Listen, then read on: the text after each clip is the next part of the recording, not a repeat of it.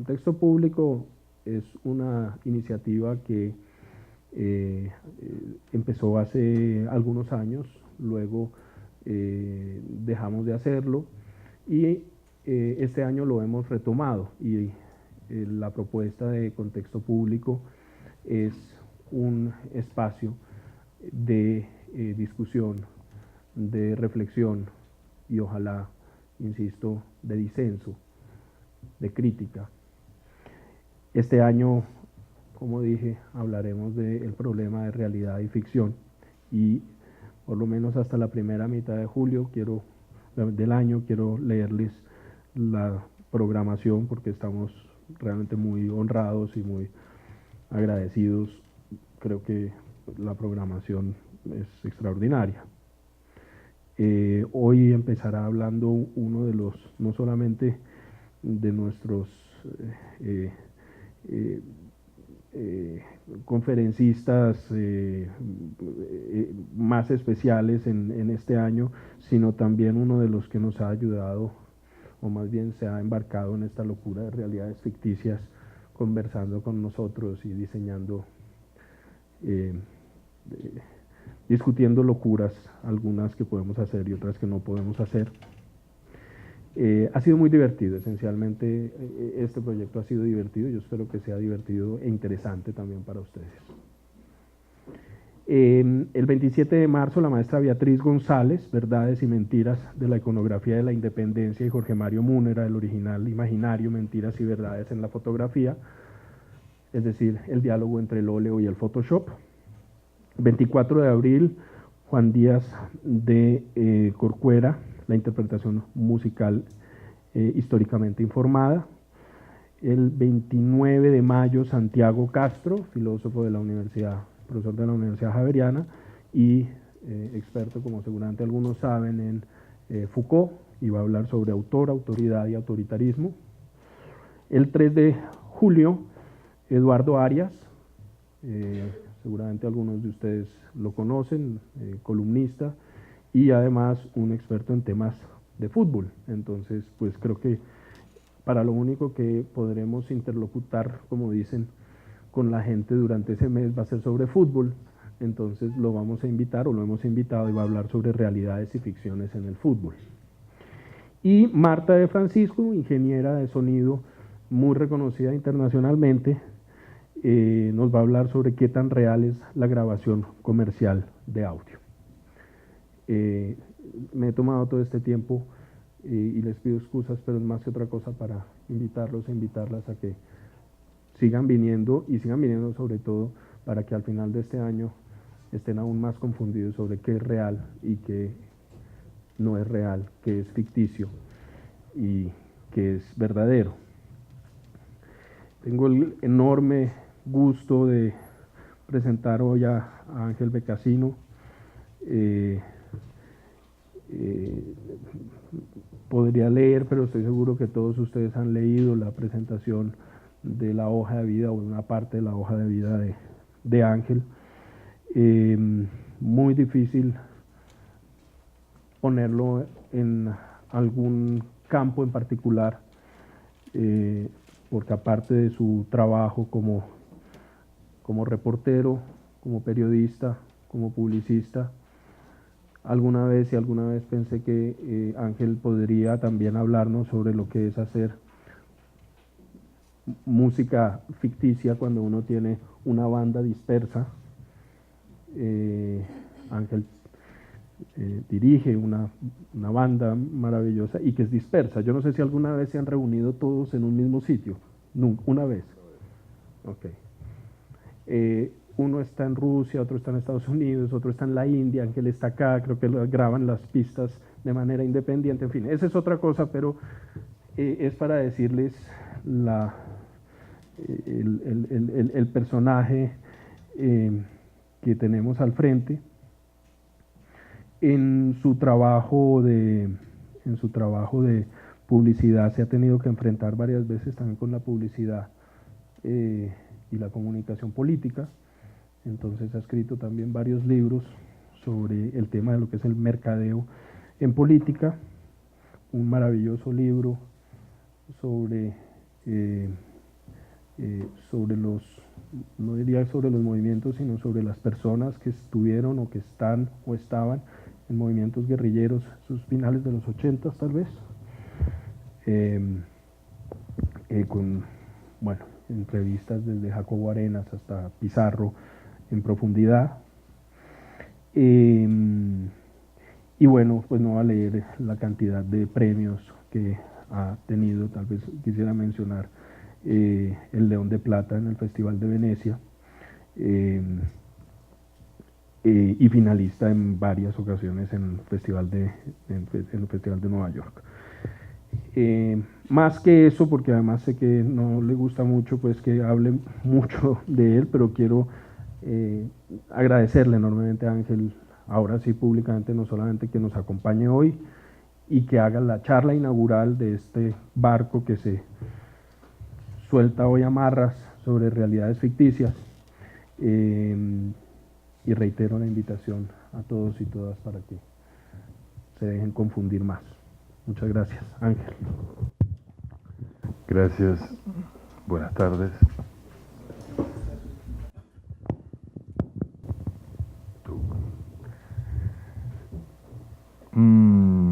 Yo apunté unas líneas de ideas y voy a seguir aproximadamente esa línea de ideas.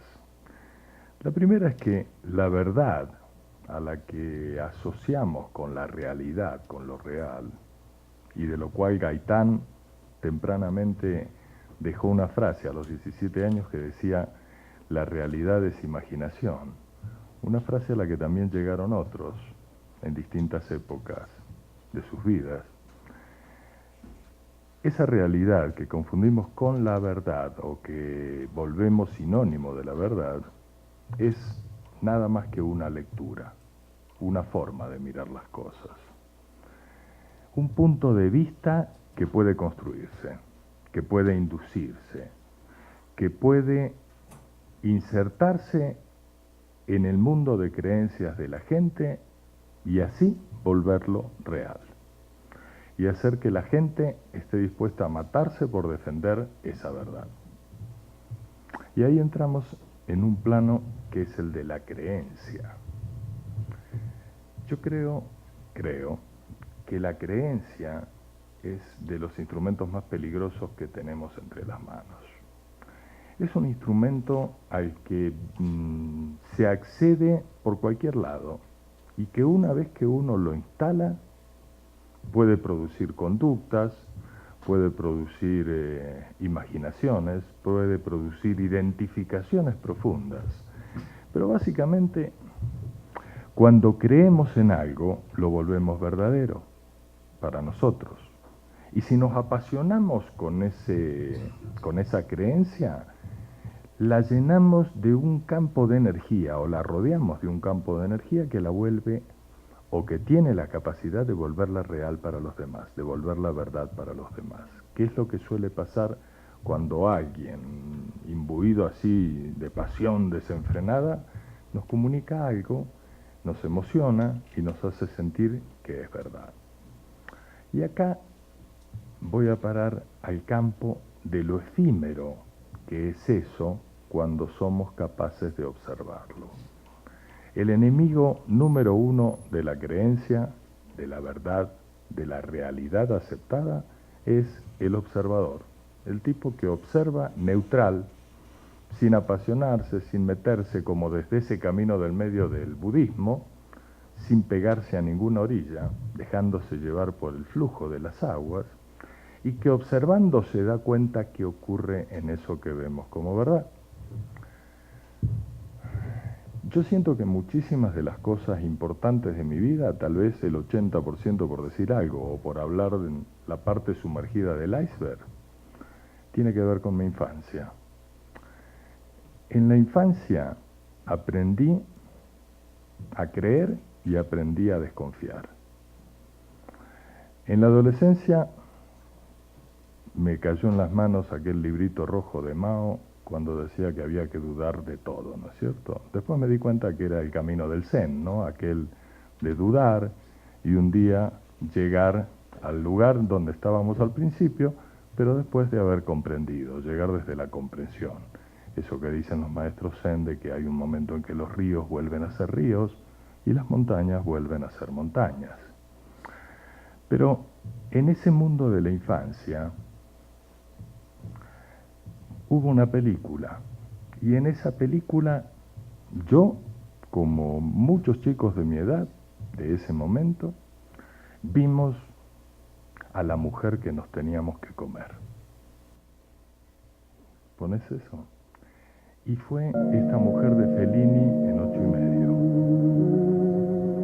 Y la escena que está acá. ¡Narguila! ¡Narguila! ¡Narguila!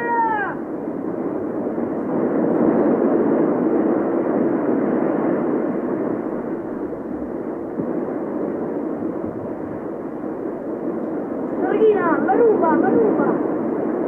Ehi.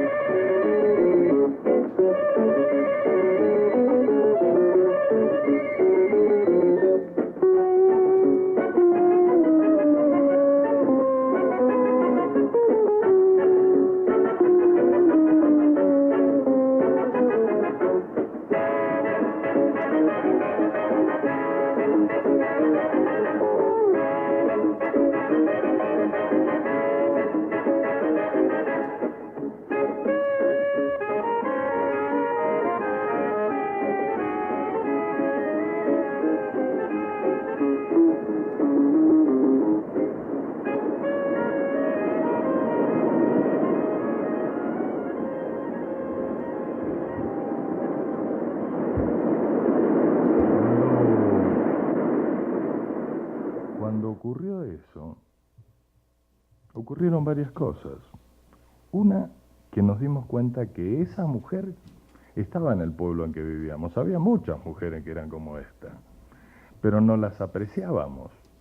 Cuando nos la mostró esa película dijimos, wow, qué rica, qué salvaje, qué provocadora, porque alguien decía que era provocadora. Pero en realidad, como éramos chiquitos, no sabíamos qué era lo que provocaba la provocadora. Pero le compramos al cine. Compramos esa versión. Después, en un momento, apareció Claudia Cardinale, apareció Brigitte Bardot, apareció Sofía Loren, y nos cambió la película. Nos dimos cuenta que la que nos gustaba, la que queríamos, era otra. Pero en este momento, cuando pasó eso, la pequeña comprensión que se empezó a abrir paso en nosotros fue que lo que construía lo real era lo que nos mostraban los medios. En esa época no llamábamos medios al cine ni a nada, pero eran la autoridad desde la cual nos hablaba el cine. Le creíamos al cine, así como mi papá le creía al diario, mi papá le creía a la radio, la televisión todavía no llegaba a la Patagonia donde yo vivía. Pero ese elemento de que la realidad lo construyen los medios, la construyen los medios, es una de las grandes claves de la autenticidad de lo falso. Los medios trabajan a partir de una claridad que creo que quien no la ve vive bastante a oscuras, que es que la realidad hoy es espectáculo. En realidad todo lo que vivimos es espectáculo. La política es espectáculo, el poder es espectáculo, las relaciones son espectáculos, las relaciones entre nosotros. Nos producimos para producir una impresión al otro. Nos llegamos a operar, nos hacemos cosas para controlar esa impresión que producimos. La opinión pública es espectáculo. La iglesia es espectáculo, siempre ha sido espectáculo. La justicia es espectáculo. Y fundamentalmente la noticia, lo que está ocurriendo. La actualidad es espectáculo. Por eso dura tan poquito. Porque una vez que uno vio un espectáculo, no quiere volverlo a ver, quiere ver otro espectáculo. Entonces ninguna noticia sobrevive más allá de 48 horas, 72 si es algo muy grave. Y pasan cosas gravísimas, como los reactores de Fukushima que colapsan. El mundo está sometido a una radiación constante desde hace meses y nadie más le para bola a eso, ¿no es cierto? Ok, somos mutantes, como la verdad, que es mutante. La verdad se ajusta con lo que es la vida, cambio constante. Pero en esa circunstancia nosotros tenemos algo que nos pide seguridades.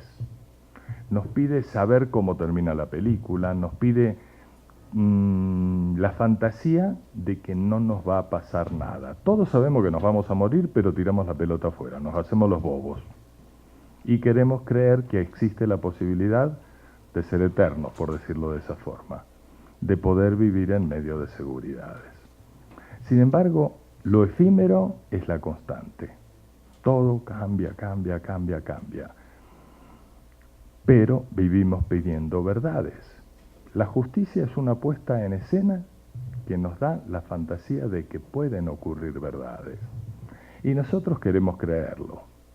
Y si algo nos hace sospechar demasiado, le echamos la culpa al juez corrupto, a los abogados que son una porquería, etcétera, etcétera, etcétera. Listo. Pero la primera clave en mi lectura desde la infancia fue que eso tenía que ver con los ideales eróticos que aparecían en nuestra vida de chiquitito, cuando uno todavía no entendía para qué, ni dónde era la cosa, ni cómo se producía, y no sabía si la cosa era metiendo el dedo en la oreja o alguna otra cosa en otro lado. En ese mundo del chiquito, donde pasó eso, uno se hizo ideas progresivas de lo que era la belleza. Y la belleza, como nos la fueron incluyendo, como nos la fueron poniendo a nuestro alcance, siempre era excluyente. Eran las bonitas, los bonitos, y las feas y los feos. Y en el medio una gama de algo que no interesaba demasiado, pero donde a veces emergía alguna extrañeza que era lo interesante.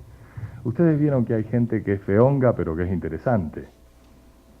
En el cine, por ejemplo, yo me acuerdo que las chicas se morían por Belmondo, un actor francés, que era feo. También se morían por Delon, que era un bonito, ¿no es cierto?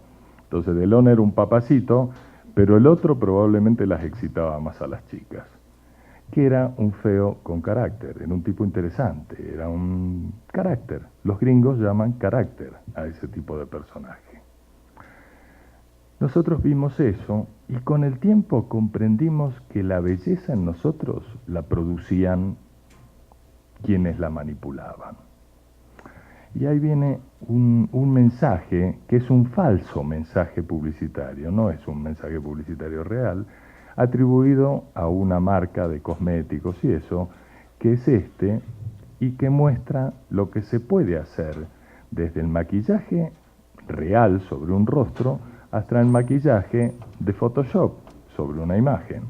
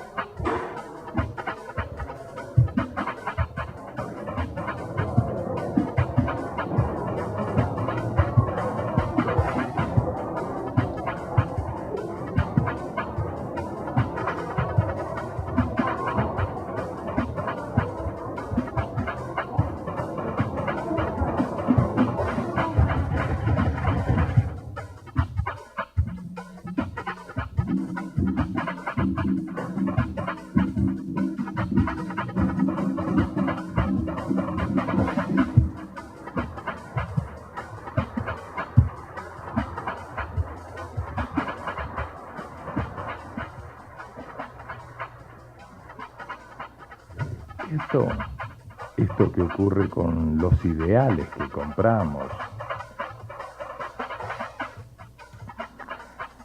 se puede transferir como si fuera una metáfora a cualquier campo. Pero vamos a tocar un campo donde hay una de las cosas auténticamente falsas en las que creemos y recreemos y volvemos a caer en ellas y las negamos, pero volvemos al juego cada vez que pasa algo que nos apasiona un poquitito o cada vez que estamos demasiado aburridos y nos entregamos al juego. Y eso es la democracia. La democracia esa que en realidad para todos nosotros solo nos acordamos que hay democracia cuando hay elecciones. Y en ese campo de las elecciones ocurre una cosa fantástica, que es, nos vendemos la historieta de que elegimos, de que escogemos algo.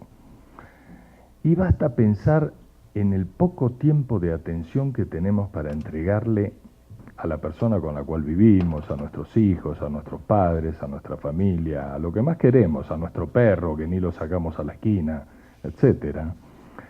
Basta con ver eso para pensar qué tiempo tenemos nosotros para saber entre quiénes elegimos. Sí, se inventa la fantasía de los programas, donde cada político o cada movimiento o cada partido nos dice qué nos propone. Pero nunca tenemos tiempo para prestarle atención a eso que nos proponen. Por consiguiente, en realidad nunca tenemos ni idea de qué significa un político y qué significa otro. Acabamos atribuyéndole características por algo que ocurrió una vez en su vida o 2 o 3 veces a distintos personajes. Por ejemplo, decimos ese es un facho, ese es un comunista o cualquier cosa peyorativa. La aplicamos así como una negación. Pero en realidad, fuera de ese nivel de que ya decidimos que este es esta cosa y aquel es la otra cosa, no tenemos idea entre quiénes estamos eligiendo. Y entonces elegimos un maquillaje.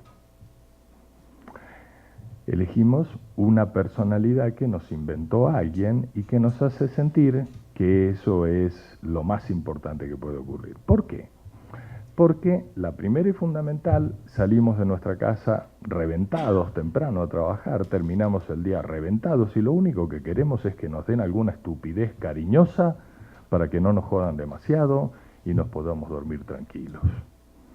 ¿Quién tiene tiempo para prestarle atención a un político? Nadie.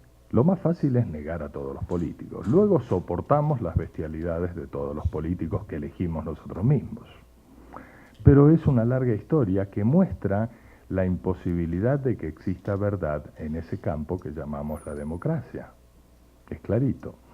Hay un mensaje que está circulando en estos días de un candidato de la Unión Patriótica, pero en la campaña internacional. Lo vemos un segundo. Que muestra varias cosas. Primero, la manipulación que provocan o que pretenden provocar ciertos asesores de imagen de políticos. Y finalmente, la pretensión de un candidato de que la gente piense. La gente no piensa. La gente cuando tiene plata recurre a un analista para que piense por ellos o le haga la ilusión de que está pensando por ellos. Normalmente el analista está callado casi toda la sesión y en un momento dado le dice, ¿se dio cuenta que cada vez que dice papá se toca la nariz? O alguna estupidez por el estilo que al cliente lo deja pensando hasta la próxima cita. ¿No es cierto? Pero esta persona, este candidato, cree que puede hacer pensar a la gente con su mensaje final. Es decir, acá hay un juego de una ironía y de una pretensión de mensaje. Lo vemos. Juan Carlos Villamizar for president.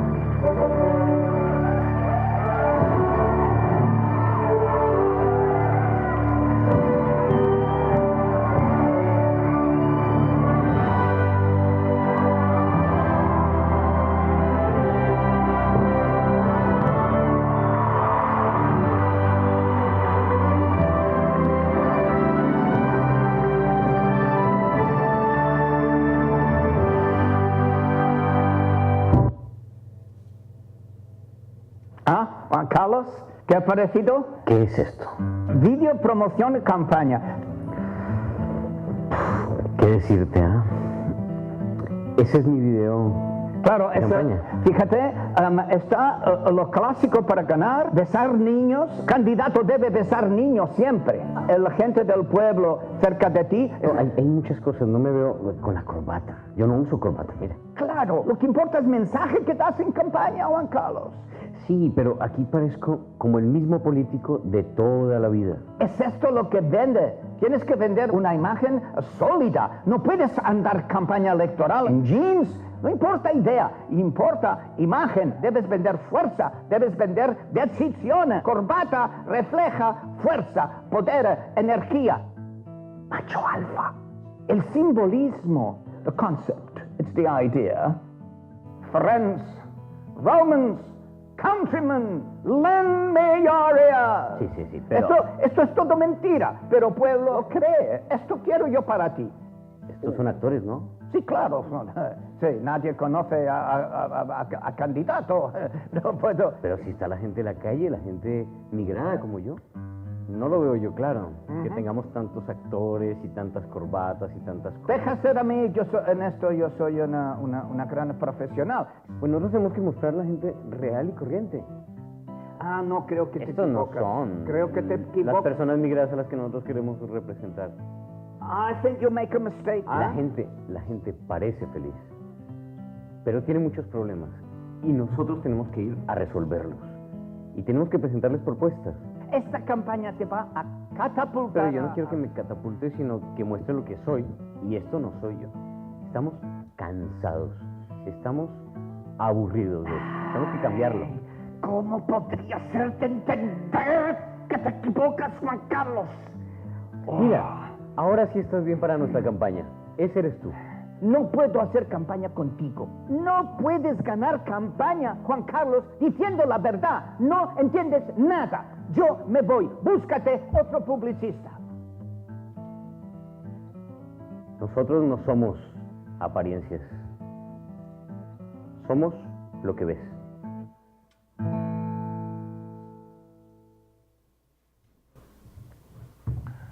Es un bonito mensaje, pero es un mensaje poco eficiente. ¿Cómo se construye una percepción en la gente?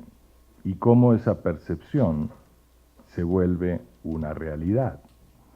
Yo no sé si ustedes se acuerdan, en una época, en los 80, hicieron carrera distintas campañas de publicidad en todo el mundo que hablaban percepción, realidad, ¿no? Y comparaban lo que la gente percibía y lo que ocurría en realidad, o lo que la gente veía en alguien, lo que era realmente ese alguien, etcétera, etcétera. En una época, a mí siempre me gustó jugar ciertos como laboratorios con la sociedad, con esa especie de otro anónimo con el que uno dialoga cuando propone algo, cuando saca un libro, cuando hace una película, cuando manda un mensaje. En esos diálogos uno puede jugar a la sorpresa. La sorpresa es el principal elemento para abrir la puerta de la atención. La sorpresa es como la llave. Si uno no sorprende a los demás, uno no consigue entrar en la atención de los demás. Si uno lo sorprende, uno tiene que ser muy rápido para seguir remontando una vez que lo sorprendió, porque esa sorpresa te aleja rápidamente. Si lo que sigue es demora en volverse algo excitante, la gente se te va por otro lado. Volvemos al tema del espectáculo que hablábamos. Entonces uno sorprende lo que en comunicación antes se llamaba el gancho, lo que realmente es el llamado atencional, ¿no? ¡Plop! Como la campana, que me sorprende y hace que yo baje la guardia y por un momento diga como un perrito al que le digo ¡ah! Y el perrito se queda así, ¿no es cierto? ¡Chac! En ese momento en que pasó eso, lo que no encaja con lo rutinario, la gente baja los brazos y se abre, queda indefensa por un instante. En ese instante uno remonta y ocurren cosas. Pero en ese instante también, cuando uno sorprende, la gente desde esa desnudez de ese instante te muestra cosas que a veces te sorprenden a vos. Y depende de cómo te sorprende y qué hagas con la sorpresa, pueden ocurrir varias cosas. Yo, entre los circos que he montado más o menos en ese caso, tengo uno que no lo pude encontrar para mostrárselo, Pero hace bastante tiempo, hace más de 20 años, en los 90, con un amigo, Fernando Vázquez, nos dio por inventar una historia que era, como todo el mundo hablaba del feminismo y de las cosas de las chicas, y los hombres eran todos los machistas y esas cosas, decidimos para un Día del Padre hacer un gesto de reivindicación del padre, ¿no es cierto?, del hombre.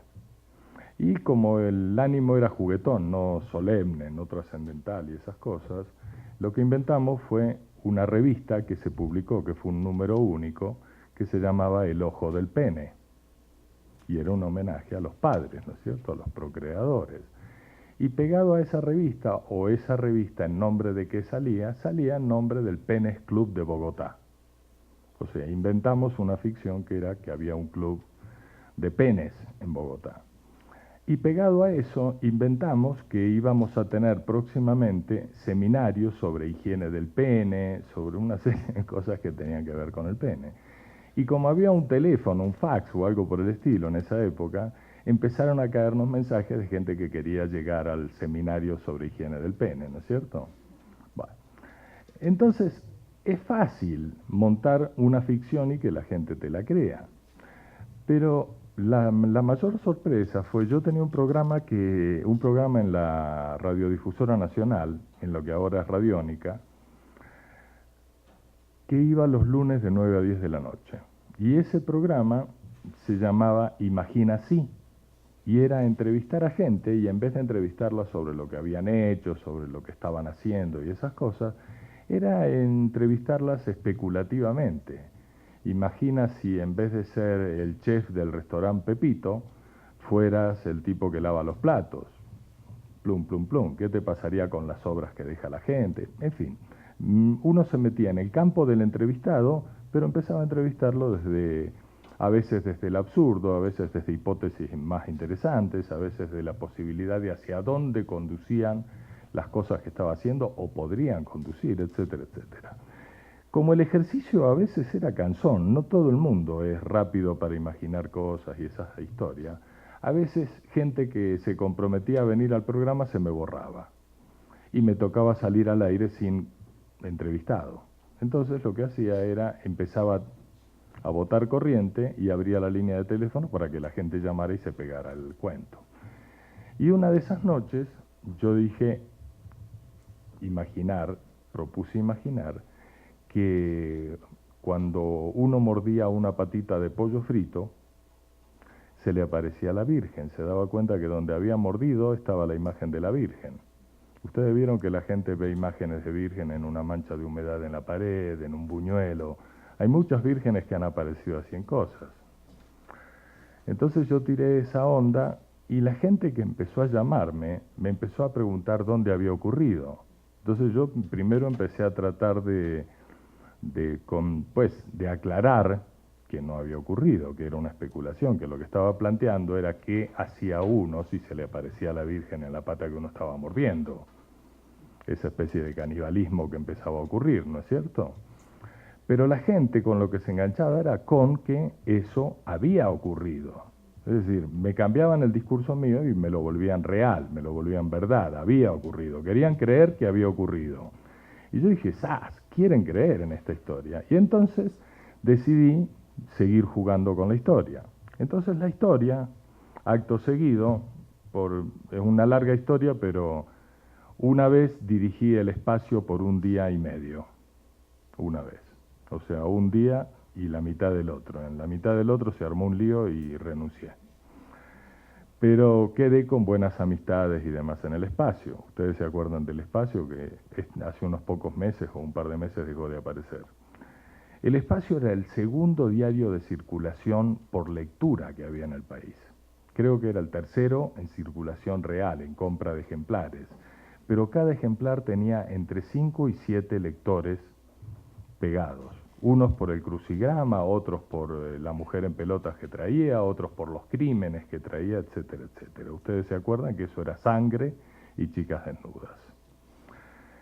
Y en un primer caso salió este espacio que dice: la gente le está rezando, la Virgen en una pata de pollo frito. Muchos afirman que ya hay milagros. Y empecé a construir el mito de la Virgen del Pollo Frito, ¿no? Y entonces empecé a contar sin dar la dirección, porque especificaba que los dueños del local donde había aparecido en una pata de pollo frito no querían que eso trascendiera y bla, bla, bla, entonces se guardaba la discreción, pero que en realidad no había aparecido una sola vez, que había aparecido en varias patas de pollo frito, y que también aparecían las alitas de pollo frito, ¿no es cierto? Y que entonces eso la gente lo asociaba con la angelicalidad y bla, bla, bla, ¿no es cierto? Y que había gente que quería poner esas cositas, los exvotos creo que se llaman, que pone la gente cuando la Virgen ya le hace milagros y esas cosas, ¿no? En el negocio de pollo frito. Pero que el dueño del negocio del pollo frito no quería eso porque tenía miedo de que se le volviera un sitio de peregrinación y se le arruinara el negocio, etcétera, etcétera, pero que un asesor de marketing lo estaba convenciendo para que en realidad empezara a abrir cadenas del pollo milagroso. Bla. Después de eso, como una semana después o algo así, saco en el espacio una segunda nota que era la Virgen en los huevos.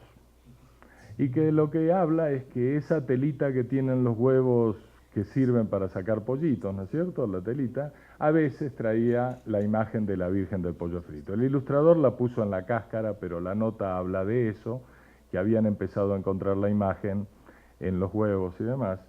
Y la tercera fue cuando el Papa fue a Guatemala, la ficción fue a parar a que la Virgen del Pollo Frito en manos del Papa, y que una delegación de colombianos que seguían a la Virgen del Pollo Frito habían viajado a Guatemala a pedir la autorización a Juan Pablo II para construir un santuario, acá en Colombia, a la Virgen del Pollo Frito. Dentro, muchos amigos y demás empezaron a seguir. Eduardo Arias, uno de los próximos conferencistas, fue uno de los que siguió el cuento de la Virgen, y la Virgen se siguió regando, digamos, ¿no? Y con Fernando Maldonado, un pintor amigo, hicimos una exposición donde, en la Galería Casa Cuadrada, donde en una piscina con forma de riñón que había en esa galería, le montamos un altar a la Virgen del Pollo Frito, una escultura de la Virgen del Pollo Frito con un huevito con alas en un dedo y una patita de pollo en la otra, la Virgen. Como había muchas versiones que habíamos creado de que tenía rostro aindiado, entonces los ojos eran así, era morena de cara, más bien feonga, ¿no es cierto? Y bueno, etcétera, etcétera. Se creó toda una cosa de la Virgen del Pollo Frito. Entonces nosotros sacamos para esa exposición, que era la exposición de un cómic al óleo de la guerra en Colombia, donde mostrábamos que en el fondo todos los que están peleando una guerra, los paras, los guerrillos, el ejército, se encuentran en la creencia, en lo milagroso, en lo sobrenatural. Todos eran creyentes de la Virgen del Pollo Frito, en este cómic que hay acá, ¿no? Y sacamos la estampita con la oración de la Virgen del Pollo Frito, y sacamos, acá está la Virgen del Pollo Frito, que era digamos, el afiche para montarle altares a la Virgen del Pollo Frito. Y este era el catálogo de la Virgen, con el cómic hecho al óleo, bla, bla, bla, y con los textos y demás historias, ¿no es cierto? Podemos pasar el video. Hay un video de la exposición esa de la Virgen. Fue un éxito la exposición. Se llenó de gente.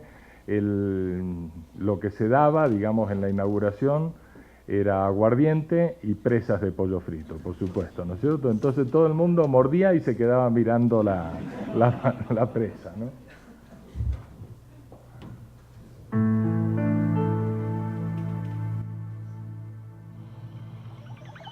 Así se llamaba el cómic, en la Operación Cerdoc, esos nombres que le montan los militares, ¿no?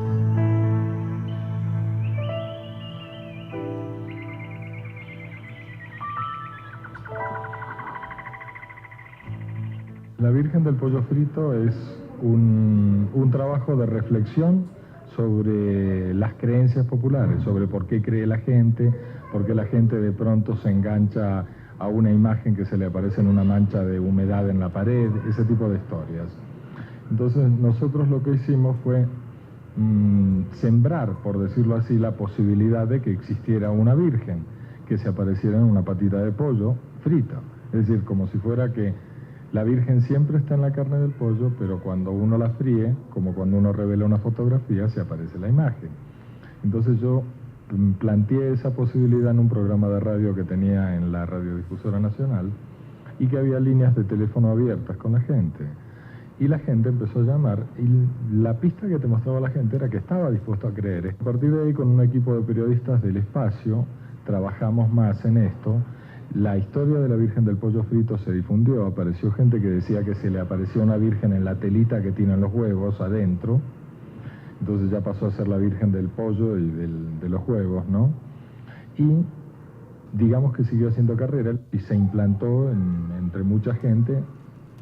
Entonces nosotros decidimos tomar un lenguaje que en Colombia no está muy desarrollado, pero que en muchos lados es un lenguaje eminentemente popular, como es el cómic, la historieta, y desarrollar una historia donde mostrábamos cómo la gente más encontrada, como decir un paramilitar y un guerrillero, pueden acabar coincidiendo en la adoración o en la invocación de la protección de una virgen. Para el caso de esta historia, la Virgen del Pollo Frito. Eso fue lo que hicimos, ahí incorporamos el lenguaje del cómic, y esta exposición es como la exhibición de cada página de ese cómic contando esa historia. El catálogo es el cómic completo, con la historia completa. Y hay una instalación en una piscina, en esta, que es como una instalación de un altar de la Virgen, un espacio para meditar, para reflexionar, para adorar a la Virgen incluso. Y obviamente la Virgen pues hace parte de las investigaciones que Ángel está haciendo en torno a la antropología urbana, de la manera en que la fe popular encuentra un canal de expresión. Cuando las épocas son de crisis, la gente trata de aferrarse a algo. Indudablemente la fe es el elemento puntual más importante, y la Virgen se convierte en ese canal de contacto con lo sobrenatural, con lo místico, y yo diría que también con la interioridad de cada persona. De todas maneras, esto es una cosa circular. El interés es recoger cómo reacciona la gente frente a un estímulo de este tipo, frente a un llamado a volver a pensar las cosas. La obra, que consta de 27 cuadros, interpreta la situación actual del país acompañada de la tradición religiosa.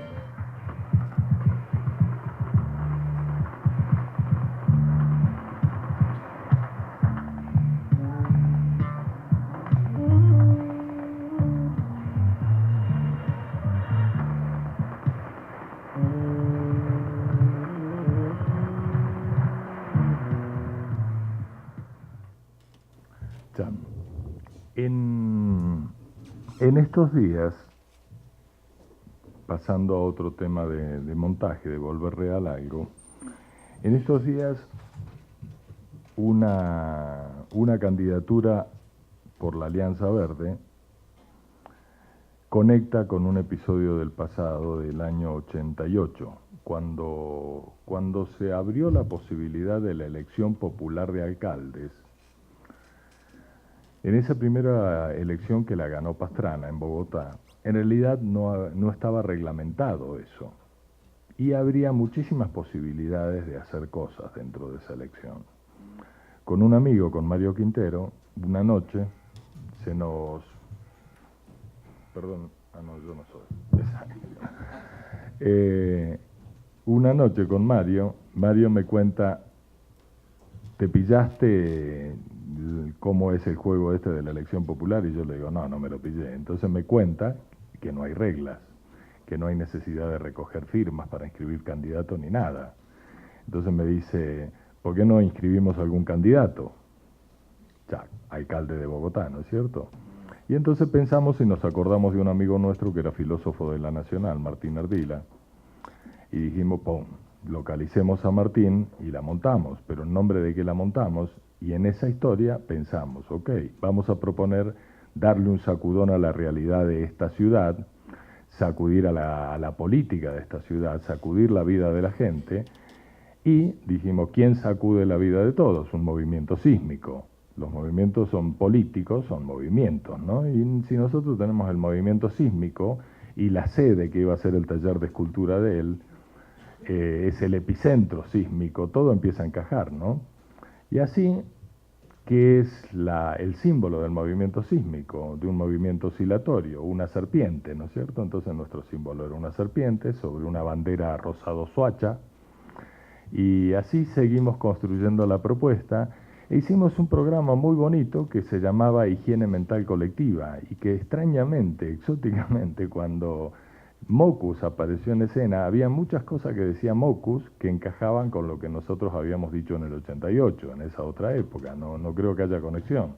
Siempre uno acaba conectando con las mismas ideas. Y Sergio González, que fue uno de nuestros candidatos aquella vez, llegamos a sacar 7.000 votos algunas de las cosas. Yo no me acuerdo a qué fue, pero uno de nuestros candidatos no llegó nadie, pero o sumados nuestros votos, yo no me acuerdo. Sumados tal vez, más bien habrá sido sumados, dieron 7.000. En todo caso, la campaña fue muy interesante. El candidato a alcalde lo paseábamos por la séptima en una jaula que habíamos conseguido de un circo que ya no existía, una jaula de barrotes, y desde ahí hablaba, y pasaron un montón de cosas. Y lo interesante era que mucha gente creía que éramos un movimiento serio. En medio de lo que es la política, en realidad éramos muy serios en las propuestas que decíamos, pero era profundamente una rumba que nos habíamos armado. Es más, nuestros actos convocábamos a rumbas sísmicas, es decir, todo era así. Y entre las cosas que convocamos ocurrió una que fue espantosa, que fue una peregrinación a Monserrate, un domingo a la mañana, a las 8 de la mañana, y fue espantosa porque todos nos habíamos enrumbado y estábamos destruidos, y subir había que cumplir. Entonces subir fue un suplicio, esa subida. Y subimos a pedirle al cura del santuario de Monserrate, a entregarle un pliego en que le pedíamos al Papa que excomulgara a todo colombiano que portara un arma con intención de matar, porque el mandamiento dice no matarás, ¿no es cierto? Entonces eso incluía a la policía, incluía al ejército, incluía a todo el mundo, ¿no es cierto? Entonces las propuestas de nosotros eran así. Y la gente cuando nos escuchaba hablar, cuando lo escuchaba Martín fundamentalmente, que era nuestro vocero, nuestro candidato, la gente se lo tomaba en serio, pero estaba desconfiada, esa cosa como campesina de decir me están mamando gallo, me están hablando en serio, pero no, si el señor está diciendo esas cosas debe ser en serio, etcétera, etcétera.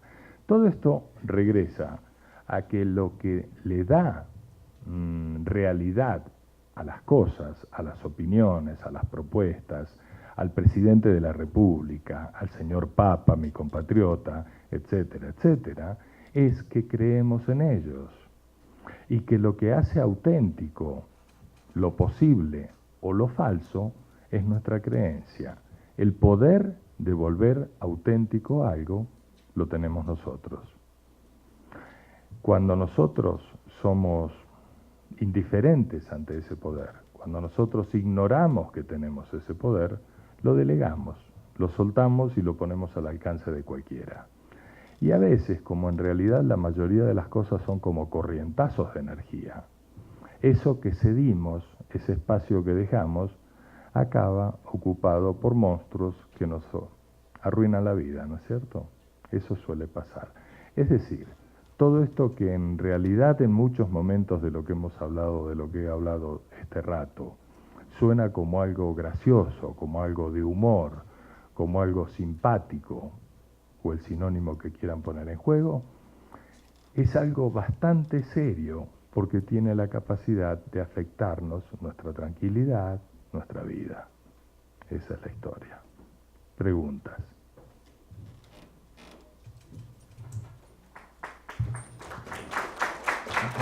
No aplaudan, no aplaudan. Tiren preguntas, tiren preguntas. Sí.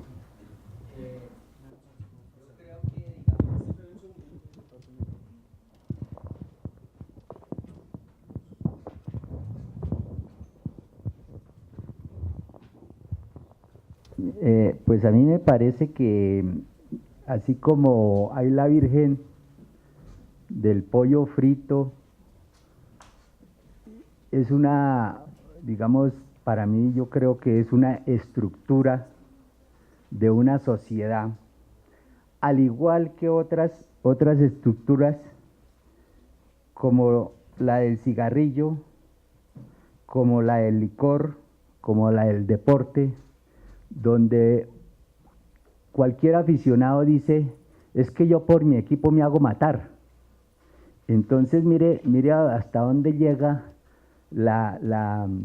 digamos, la mentalidad del ser humano, que dice unas atrocidades que en el futuro posiblemente vaya a ocurrir alguna tragedia o algún hecho lamentable para esa persona, y nos damos cuenta en que en la actualidad, si uno va vestido de rojo, malo; si va vestido de verde, malo; si va vestido de azul, es malo, porque ya lo tildan de X o Y, o qué afiliación de equipo sigue esa persona. Entonces, solamente mire, por el hecho de nomás tener un color, implica de que ya se ha señalado, y no solamente señalado, porque esto va mucho más allá, y lo hemos visto en los periódicos, hechos reales donde ocurren hasta muertes porque le dijo, porque no le dijo, porque usted es de un color, porque me cae gordo, porque me cae flaco, porque es verde, es azul, es morado. Entonces mire, en ese aspecto. Y hay otras cosas, pero digamos hasta ahí, para que haya un poquito más de amplitud en esta idea.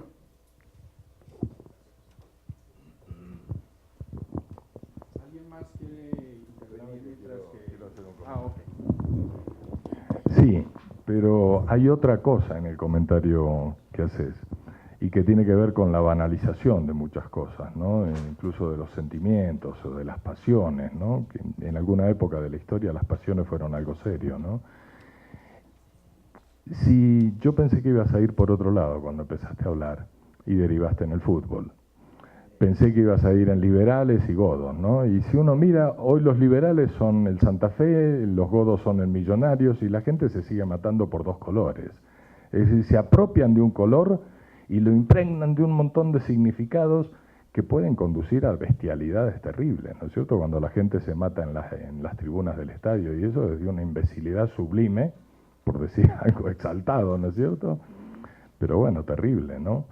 Yo siento que la falta de comprensión de la realidad que se vive, la falta del sentido en la vida que vivimos, provoca espantos.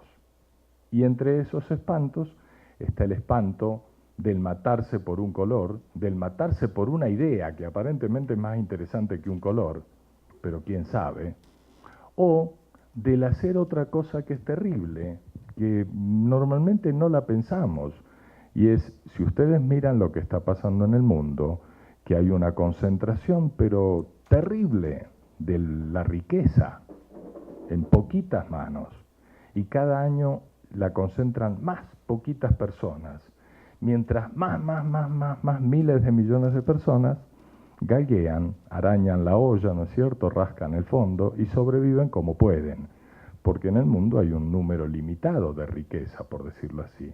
Si alguien lo acapara, los demás no la pueden tener, y todos necesitamos un pedacito de esa riqueza para pasarla bien, que podríamos pasarla todos. Entonces, esa cosa de generar actos esencialmente estúpidos, que además provocan resultados espantosos sobre los demás, es algo de lo que no tenemos conciencia, es algo a lo que no observamos.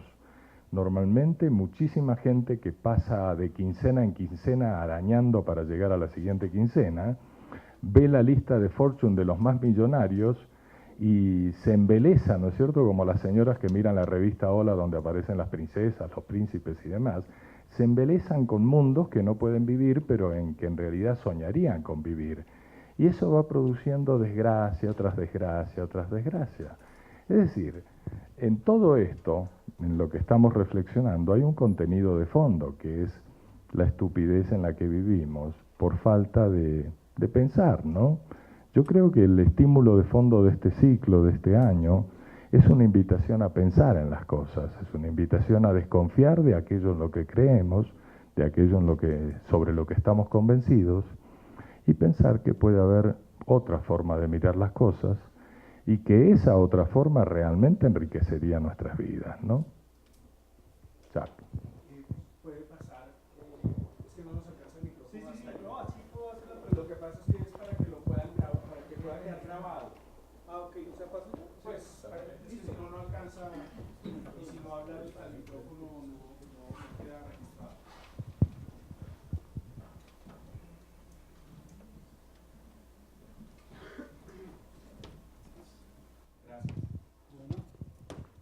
Buenas tardes, muchas gracias. Una pregunta, pues, que aprovechando que es una persona con una experiencia, pues, de hace mucho tiempo en nuestro país, usted tuvo la oportunidad de decírnoslo. Yo quisiera saber cómo nos condicionan las nuevas tecnologías de la información, la realidad. O sea, ¿qué visión tenemos ahorita desde su experiencia? O sea, no quiero, digamos, preguntarle a nivel mundial, sino desde su experiencia, solamente eso. ¿Y cómo la percibía usted hacía 20 o 30 años atrás? O sea, cuando no había internet, cuando no sabíamos qué era WhatsApp, cuando todavía teníamos el correo, llegaba 10 o 12 días después. ¿Hay autenticidad? ¿Ahorita hay autenticidad en las nuevas tecnologías o tenemos un disfraz de lo que realmente pasa? Es esa pregunta. Muchas gracias. Bueno, hace 20 años o algo por el estilo, es decir, Internet desde mediados de los 90 y la masificación de Internet desde este comienzo del nuevo siglo. Antes de eso, uno tenía una relación con alguien que vivía en otro lado y se moría esperando que llegara la carta, y a veces las cartas se perdían en el correo, en el camino, qué sé yo, alguien la robaba para quedarse con la estampilla, todas esas cosas. Ahora todo ocurre al instante, uno se pelea con una persona con la cual vive o tiene una relación fuerte o está enamorado o lo que sea, se pelea, se destroza y todo lo demás, pim, pum, pam, como si fuera un ping-pong loco a través del WhatsApp. Uno se dice cosas trascendentes a través de un mail, o se cuelga espantos en Facebook y le destroza la vida al otro y después se rompe el alma y dice, uy, joder, ¿por qué puta colgué esa foto? No sé qué hice, etcétera, etcétera. ¿Ves? Lo que ha producido esto, una perogrullada, es primero y fundamental una aceleración de todo. Si algo aceleró nuestras vidas y comprimió el tiempo, por ejemplo, hay gente que está hablando de que ahora el tiempo real físicamente dura un día, dura 16 horas. Bueno, hay teorías, qué sé yo, por ahí alguna cosa físicamente ocurre, no sé, pero no creo que ocurra eso. Sin embargo, la percepción del tiempo sí se ha comprimido total. Yo no sé lo que les pasa a ustedes, pero yo lo vivo, mucha gente cercana a mí lo vive, que el tiempo cada vez es más cortito, el año se va más rápido, el mes se va más rápido y el día ni hablemos. ¡Pum! Pero eso ocurre porque estamos viviendo muchísimas más vidas o muchísimas más posibilidades, tontas o interesantes, en menos tiempo. Antes a uno le pasaban, es como lo que a uno le ocurre cuando viaja.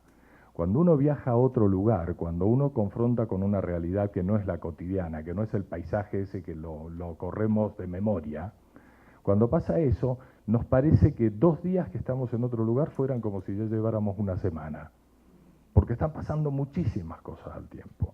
Ese es un fenómeno que nos está ocurriendo por la nueva tecnología de comunicación que vivimos. Pero hay muchos fenómenos. Hay, qué sé yo, está la famosa historia de que la opinión pública, lo que antes era la opinión pública, que era un principio racional sobre lo que vivimos, se volvió la emoción pública. Ahora todos saltamos, nos conmovemos porque pasó no sé qué, porque apalearon violentamente a los manifestantes en Ucrania, que en realidad no tenemos ni la menor idea de dónde queda Ucrania y demás, pero nos conmovemos y decimos cosas y por dentro pensamos qué malparidos y no sé qué, cuántas cosas, y nos dura un instante. Y somos sujetos de muchas historias que pueden ser desde chistes inocentes hasta cosas graves. Por ejemplo, somos sujetos de vivir pegados al gatito. Yo siempre me acuerdo, porque yo caí en el gatito bonsai. Yo no sé si ustedes se acuerdan de cuando mandaron las cosas para protestar, una cadena de protesta contra un japonés que metía gatitos adentro de una botella y los hacía vivir adentro de las botellas como gatos bonsai. Y uno decía, qué japonés malparido, ¿no es cierto? Y uno quería matarlo al japonés. Y en realidad era un invento de alguien que hizo una imagen en Photoshop, metió un gatito adentro de la botella en Photoshop, ¿no es cierto? Y bueno, y corrió el mundo eso y todos pensamos, no, es que los japoneses son horribles, son insensibles, debe ser la bomba atómica que los dejó así, ¿viste? Y uno pensaba muchas cosas y en realidad era una mentira, un juguete como el de la Virgen del Pollo Frito, ¿ves? ¡Pum! Yo pienso que con lo de las redes se aceleró la realidad y al acelerarse, a quien es capaz de jugar rápido, se le abrieron miles de posibilidades para jugar, para tumbar gente, para hacer negocios, para hacer estafas, para hacer de todo. Y en nuestra vida nos volvió muy frágiles, porque si una palabra al viento es como disparar un arma que uno ya no la puede, como aquella vieja historia de que tiene más reversa un polvo, ¿ustedes se acuerdan de ese dicho que hay, no es cierto? Bueno, yo creo que esto nos puso al alcance un instrumento que es terrible. No sé si a ustedes les ha pasado, pero creo que nos ha pasado a todos que de repente espichamos enviar. Y en el momento en que acabamos de espichar y demora ese fragmento, uy, lo queremos parar, no sabemos cómo y se fue. Y la cagamos. Eso es decir, la incorporación del accidente que nos ha producido a nuestra realidad, la velocidad que nos aportan las redes y que nos aporta Internet en general es espantosamente maravillosa y espantosamente espanto. Es ambos.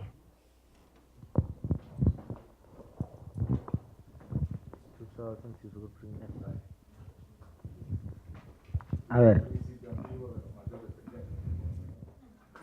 supongamos que en un momento dado, juramos decir la verdad y solamente la verdad. ¿Estamos jurando en vano?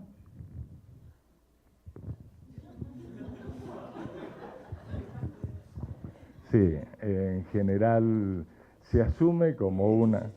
Sí, se está jurando en vano. Es decir, la respuesta a eso es sí, terminante. Es una... Yo creo que la forma de leerlo, si lo queremos leer piadosamente o, no sé, con beneficio de inventario, ¿no?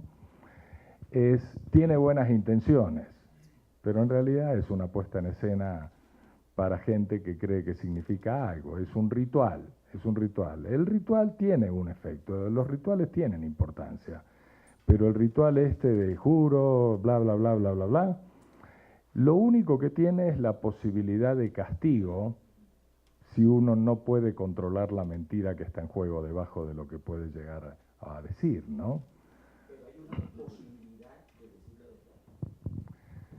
Ahí caemos en otro terreno que es el que yo mencionaba, que es ¿cuál es la verdad? ¿Qué tanto dura la verdad? Los místicos del Islam, los sufis y esos hablaban de que la verdad es un espejo roto en 1000 pedazos y que cada pedacito del espejo reflejaba una parte de la verdad. Porque la verdad depende desde dónde es mirada, depende qué tan profundamente la queremos observar, depende de muchas cosas. Por eso, yo creo, sensatamente me parece, que la justicia es una fantasía que tenemos nosotros y que es un instrumento para reprimir ciertas cosas que si no podrían hacer más daño del que hacen en la sociedad. Pero que la justicia es justa, es una fantasía. Y la verdad es algo absolutamente relativo. Por eso jurar por la verdad es parte de la fantasía, ¿no?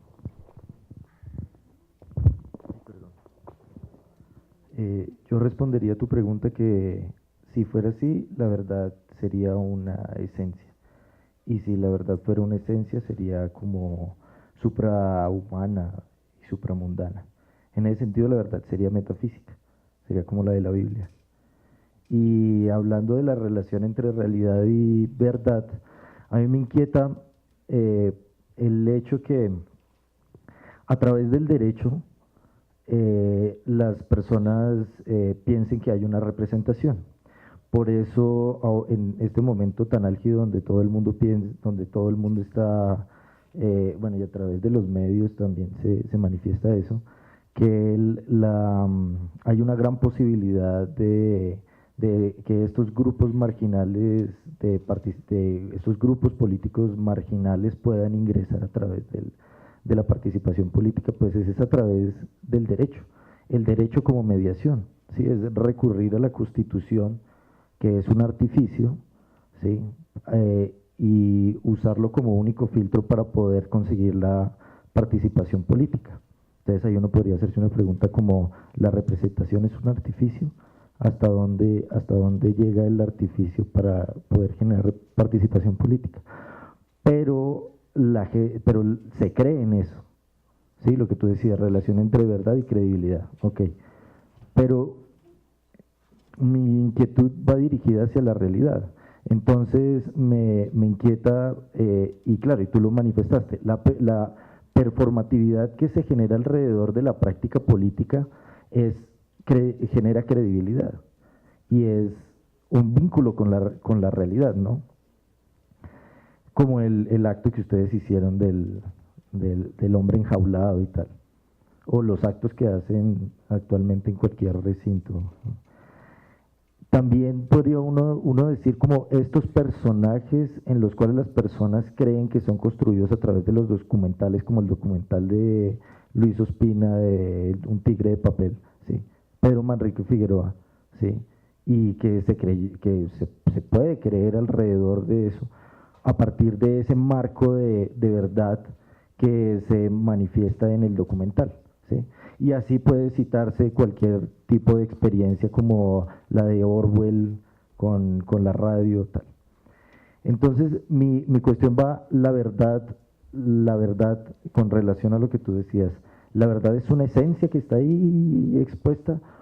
O tal vez la realidad de la que se está hablando y en este momento es la verdad que está atravesada por la realidad mediada. Esa realidad que requiere de una gran construcción, de un discurso, de una técnica, de un proceso de producción, ¿sí? Para poder manifestar algo que parezca verosímil, ¿sí? Es el vínculo, o sea, como hacia dónde puede estar dirigida la relación entre verdad y realidad, a través de esa realidad mediada o a través de una realidad que es experiencial. Me da ganas de alargar, pero...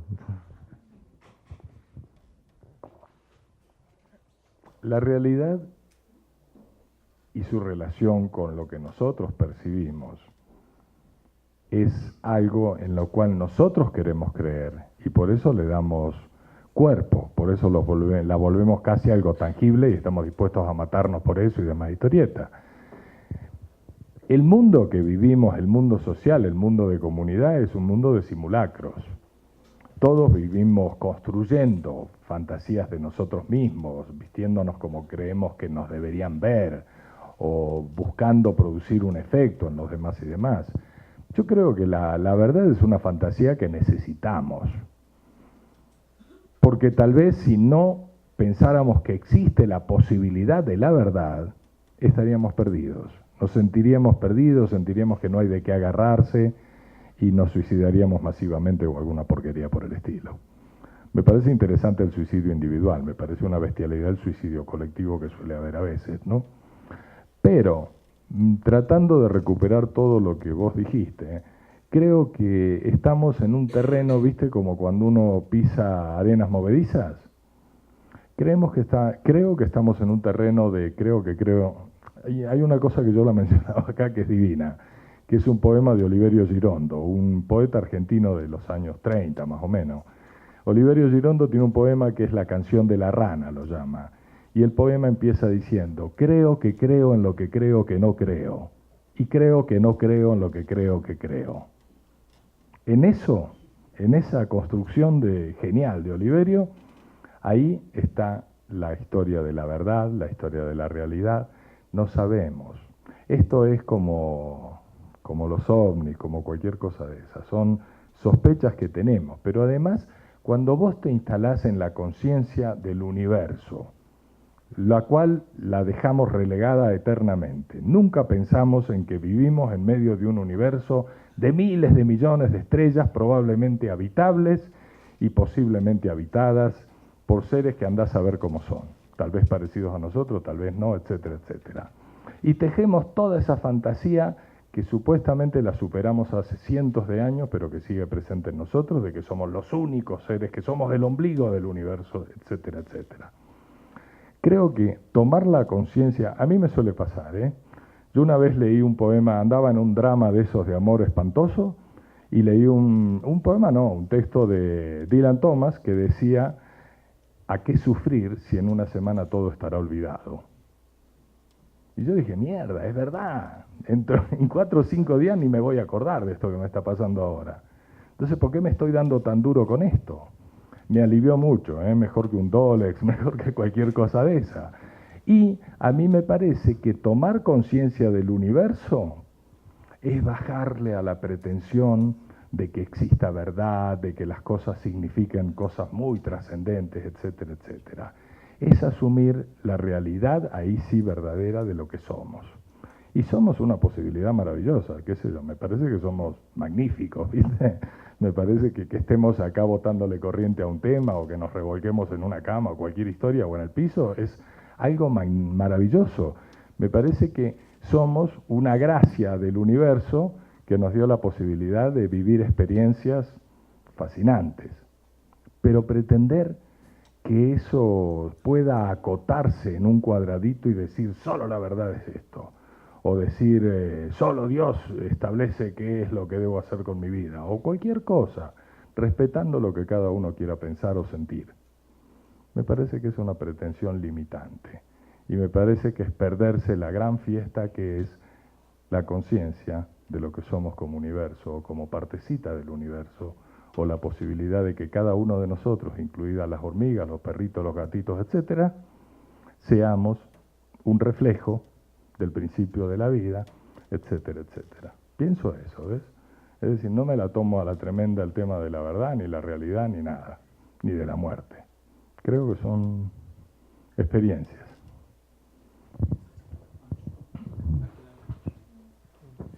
Bueno, muy buenas tardes, muy buenas noches, ya casi.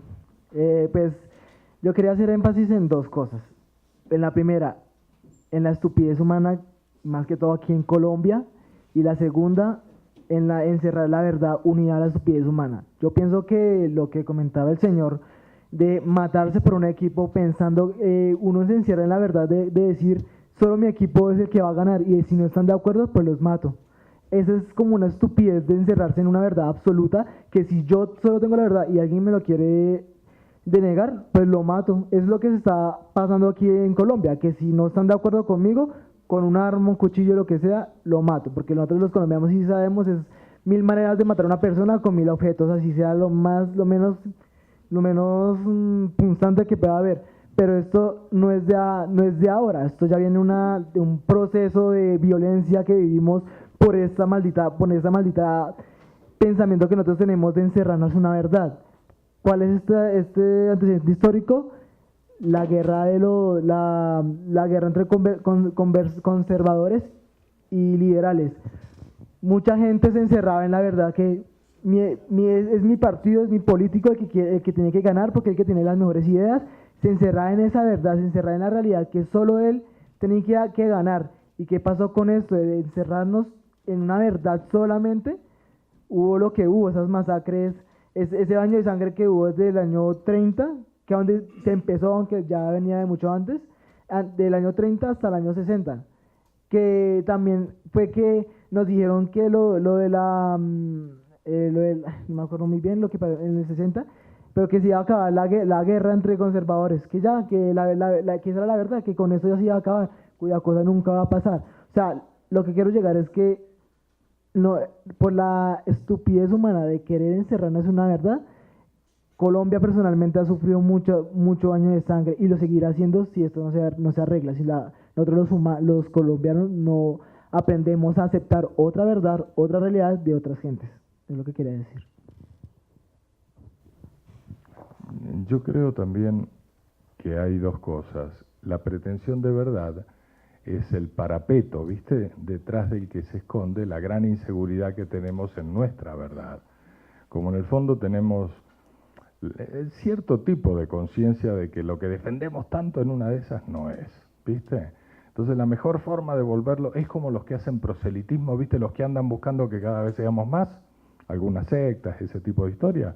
Es como atrincherarse en el número para decir, si tantos pensamos igual, esta es la verdad, ¿no es cierto?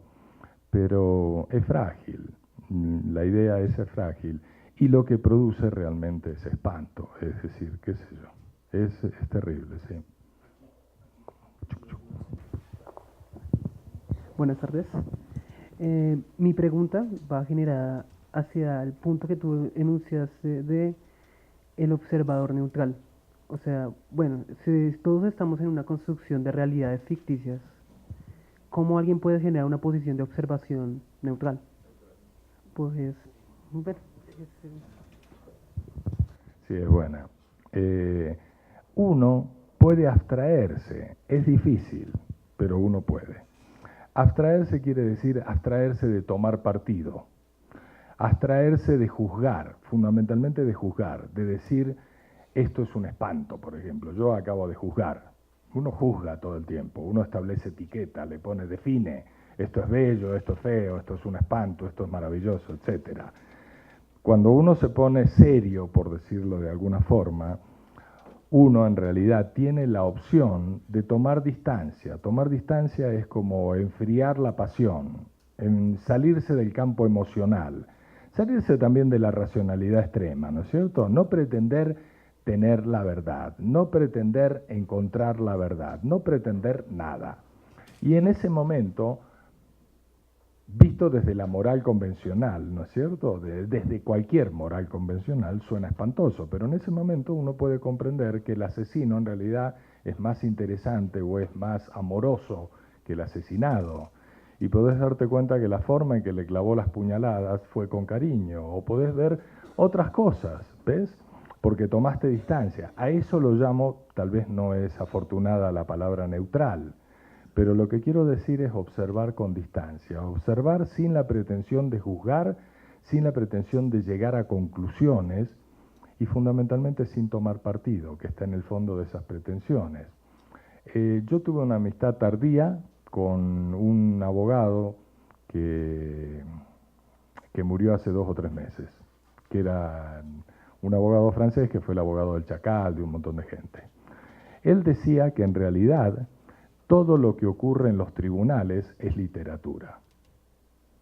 Y yo creo que tenía una definición divina de lo que ocurría en los tribunales, de un abogado penalista era, ¿no? Jacques Berger.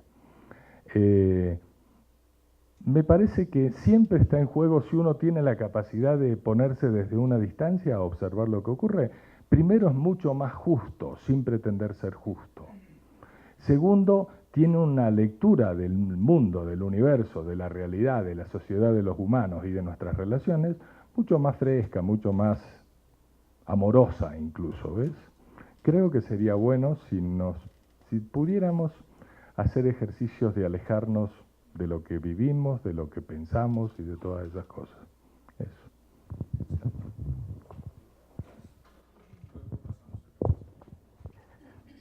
Tú dices, y estoy de acuerdo, que hoy día vivimos algo así como en el libro de Vargas Llosa que dice la civilización del espectáculo. Realmente uno ve ahí que efectivamente la mayoría de la gente anda en ese camino, es decir, se comen el cuento que algunos como tú, que lo veo claramente y como aspiro yo, no nos queremos comer el cuento. Y entonces ahí es donde nos volvemos un poco distantes de esas realidades, donde digamos las pensamos y las andamos pensando y creemos, o por lo menos yo creo, que eso para mí va a ser mejor. Mi pregunta en la que quiero que me ayudes a pensar es, ¿por qué esa posición mía es mejor de aquella señora que le encanta ver ola todo el día y vivir en ese mundo? Me encantaría que me ayudaras a pensar en ese punto. Pienso que no es mejor, que la de la señora es la mejor para ella, pero esta que tenés vos es probablemente la mejor para vos. porque tenemos sensibilidades y tenemos, cada uno de nosotros tiene su pequeño mundo, es parte de lo maravilloso. A veces cuando nos ponemos en que hay cosas importantes, ¿por qué te vivís enrollando en pavadas? ¿No es cierto? Que es un poco lo que hace la señora desde nuestro posible juicio. Uno, le mete una lápida encima a la señora diciendo es un imbécil. No lo es. Es su mundo. Y a veces como Raymond Chandler, que escribía novela negra, novelas policiales y estas, decía que pensar demasiado en alguna novelita de estas, que linda literatura la negra, ¿no? La de los misterios policiales, los crímenes y esas cosas. Él decía que pensar demasiado te puede volver estúpido. Es un riesgo que uno corre cuando se enrolla demasiado. Por eso ser estúpido cada tanto, mirar cada tanto la revista Hola, por decir cualquier cosa, cae bien. Es como una medida de higiene íntima, ¿viste? Sí, hace bien. A la señora le haría bien. El problema es que es más fácil para uno entregarse al capricho de mirar la ola que para la señora que vive en el mundo de Hola entregarse al capricho de pensar más profundo. Hay cosas que cuando insistís y las vivís una y otra vez te van aplanando el cerebro, por decirlo de alguna forma. Te van limitando las funciones cerebrales, por decirlo de alguna forma figurativa. Eso es el riesgo que corre quien vive permanentemente estúpido, que se le van limitando sus posibilidades. Cuando uno vive haciendo ejercicio con las neuronas, ¿viste? Pensando cosas, enrollándose en posibilidades y demás, la cabeza anda ágil y en general anda ávida de experiencias, de comprensiones nuevas. Eso es lo que uno podría decir que convierte en mejor la actitud desde la cual vos mirás las cosas que la actitud de la señora que se encierra en las chismes de farándula y demás historietas que aparecen en ese tipo de revistas. Pero desde otro punto de vista es tan válido el mundo de ella como el de uno. Ahora, como a uno le interesa el conocimiento, la abertura de pillarse cosas que no se ha pillado, la posibilidad de comprender que algo que miraba de una forma puede también ser visto de otra forma, a mí me inclino a pensar que la aventura de esto es mucho más nutritiva, fuerte, potente, etcétera, etcétera, y con esto quiero decir, bueno, que la actitud, viste, aplastadita de la señora que se limita a mirar hola. ¿Ves? Eso.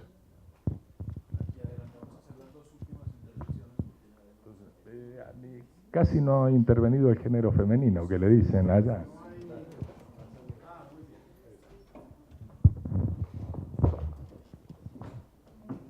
Buenas noches.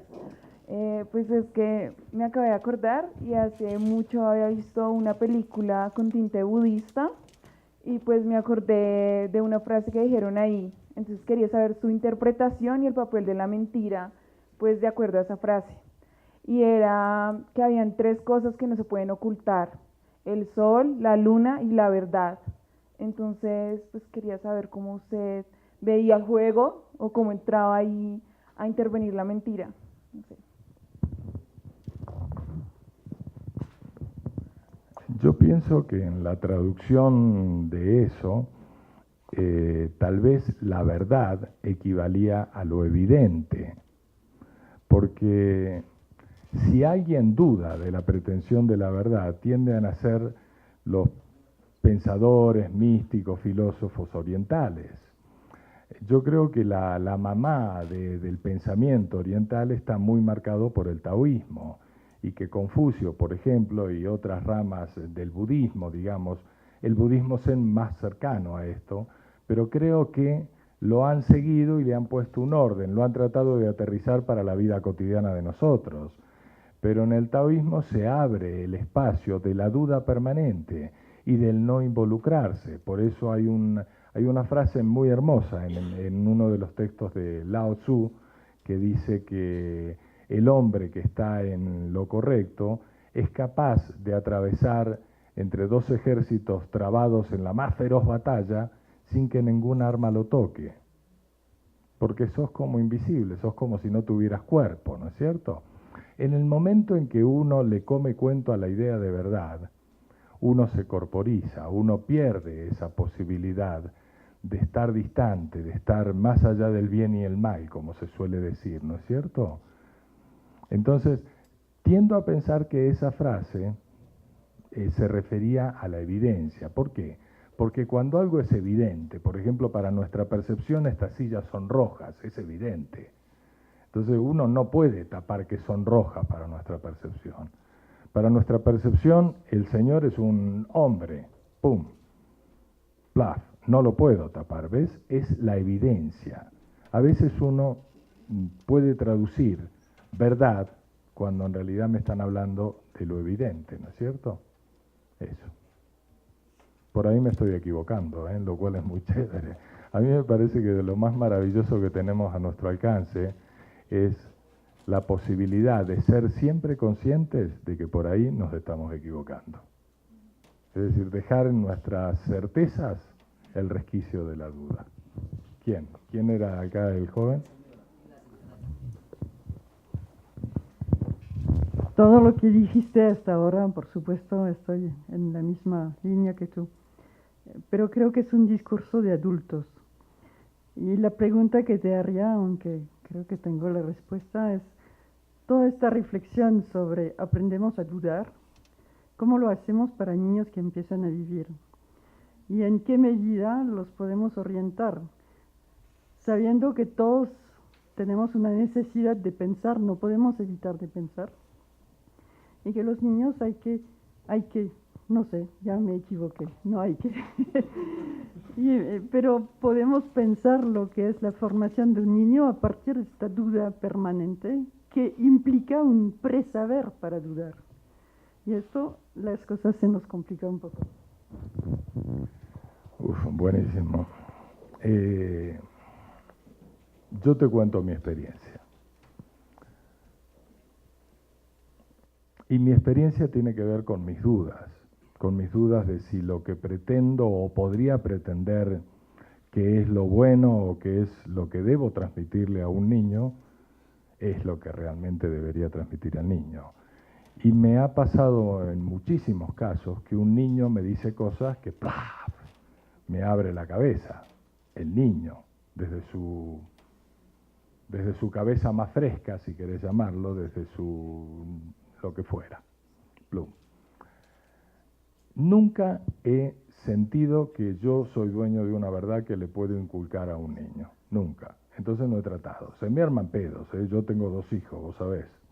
Listo. Entonces cuando mis hijos toman un camino en algún sentido que no es el que yo pensaría que deben tocar, yo pienso, intervengo o genero una especie de acto de fe y confío en que ellos, que no son solo lo que son en ese momento, sino que son lo que traen ellos, más lo que ya han vivido al lado mío o cerca mío, más el mundo en el que están viviendo, más todo lo demás, ellos pueden ser dueños de una certeza que yo desconozco y con la cual en este momento no estoy de acuerdo, pero que puede que cuando pasen unos días o unos meses yo esté de acuerdo. Entonces, mi actitud es dejar abierto eso sin pretender influir. Se me arman rollos con otras personas que piensan lo contrario, en especial las mamás que tienden a hacer más o a tratar de controlar más el rumbo de los chicos, ¿no? Pero yo creo que ese acto de fe, Gandhi decía eso, refiriéndose a otra cosa. Él se refería a esas personas que acumulan bienes para dejarle a sus hijos. Y él decía que eso era, lo diría con sus palabras, pero algo así como que era una expresión de falta de confianza en sus hijos, porque en realidad los veías como unos inútiles que no iban a ser capaces de sobrevivir si yo no se los resolvía, ¿ves? A mí me parece que uno tiene que ser consciente de que está ante unas verdades, entre comillas, o unas mentiras nuevas.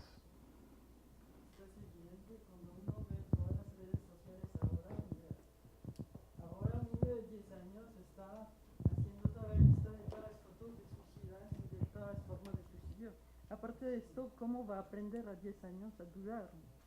Y esto es la pregunta solamente abierta porque creo que no tiene respuesta. Sí. Ahora, yo te digo una cosa, por ejemplo, vivimos sociedades sobreprotectoras o con pretensiones de proteger. Vuelvo a lo que hablaba antes de la seguridad, de la pretensión de seguridad. A mí me pasó una vez que estuve en Tokio, que vi niñitos de 5 años que tomaban el metro solos. Y yo dije, mierda, qué irresponsabilidad, el primer sentimiento que uno tiene como occidental. Y al rato los observaba, subía al mismo vagón, los observaba frescos, seguros de sí mismos, y decía, qué maravilla. Te cambia el switch, ¿viste? Para el lado de comprender la maravilla de que en una sociedad se permitan que ocurra eso, y eso ocurre y funcione. La misma sociedad tiene unos dementes que entran a un colegio con un cuchillo y matan a 22 niños, porque en Japón pasa mucho eso. Pero bueno, son idas y vueltas de una sociedad. A mí me parece, Elaine, espantoso cierto nivel de pensamiento que tenemos acá, y del cual, respetándolo en otras cosas, no respeto en absoluto a Mockus, por ejemplo, y es el pensamiento represivo de las cosas, ¿no? A mí me parece espantoso que hayan prohibido, es decir, que hayan llevado al 0% el nivel de trago con el cual una persona pueda estar conduciendo. Soy consciente que por encima de 2 tragos, ¿viste?, podés cometer disparates, pero por debajo, en Alemania, en Transilvania, en 80.000 países del mundo, no ocurren más accidentes que los que ocurren con 0 trago. Entonces, esa pretensión de que el mundo se puede resolver controlándolo todo es una cosa horrible. Y me parece que a veces nosotros comemos cuento de que podemos controlar la realidad demasiado. Y en algunas cuantas cosas, por ejemplo los japoneses, nos muestran que siendo frescos, siendo laxos, la realidad a veces funciona mucho mejor. Y ahí te voy a parar de nuevo al tema de los niñitos y tratar de educarlos, de enseñarles. Muchas reservas. Perdón. Bueno, yo siempre he vivido como en el caos, en la duda, siempre viví como perdidita, ¿no? Y ahora de grande ya tengo certezas, hay experiencias, tengo seguridades y para mí son verdades. O sea, yo sí creo en la verdad porque toda la vida viví como en una confusión y todo, pero ahora yo tengo certezas. ¿Será que estoy muy viejita? Yo creo que lo que estás contando es que tuviste un largo entrenamiento y ahora te sentís más fresca frente a todo y eso produce la sensación de certezas. Ojo, porque cuando uno, por ejemplo, uno a veces tiene muchos miedos de muchas cosas que ocurran y una vez que te embarcaste en cosas, te das cuenta de que no es tan complicado y te permitís andar por ahí, te sentís con certezas, sabes que no te va a ocurrir nada. Por ejemplo, yo en una época quise meterme en una guerra para ver qué carajo pasaba, entonces me fui a cubrir la guerra del Líbano. Y me di cuenta que uno podía vivir como vive todos los días acá en medio de una guerra, solo que hay tiroteos en vez de que haya carros que te los tiran encima. Y eso te empieza a producir certezas, que es como decir, sabes que no te va a pasar nada. En realidad es una apuesta, un acto de fe. Las certezas son como actos de fe. En realidad no hay nada, no hay ningún certificado que te pueda garantizar que eso en lo que crees va a ocurrir.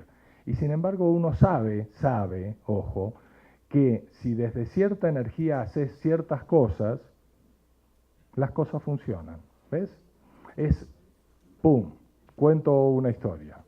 Una vez a mí me encantan los animales, y yo le estaba dando a un elefante un raspado de estos de hielo con dulce, en la lengua y le friccionaba la lengua, ¿no es cierto? Y el elefante estaba feliz y una amiga me traía más hielo de eso y yo le seguía dando al elefante, todo divino. Y de repente empiezo a sentir chiclín, chiclín, chiclín, un personaje que me estaba haciendo fotos. Y me distraje, en el momento en que me distraje el elefante cerró la boca. Y me quedé con la mano atrapada dentro de la boca del elefante. Y el ojo del elefante me miraba así, ¿no es cierto? Y yo miraba el ojo y la adrenalina se me subía porque dije, uy, la cagué, me va a hacer mierda la mano, ¿no es cierto? Porque yo jalaba, trataba de sacar. Y entonces me relajé cuando dije algo que comprendí, que era que si yo estaba jugando con él, yo debía estar con él, no debía distraerme. Eso me ha ocurrido muchísimas veces. Comprender que el acto de entregarte por completo a lo que estás viviendo produce como si fuera un campo de energía, que eso sí es verdad, y que te protege, llámalo lo que quieras.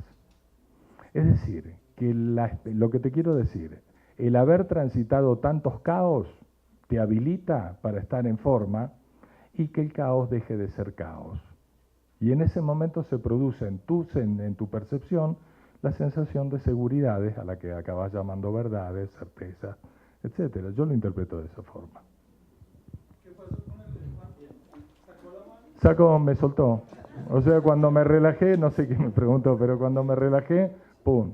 El elefante abrió. Me seguía mirando, ¿eh? Buenas noches. La pregunta es, ¿qué puedo tener como derrotero para empezar a conocer esa realidad? O más bien, ¿cómo botar tal vez a la basura esos condicionamientos que me hacen perder como el asombro ante el mundo, ¿me entienden?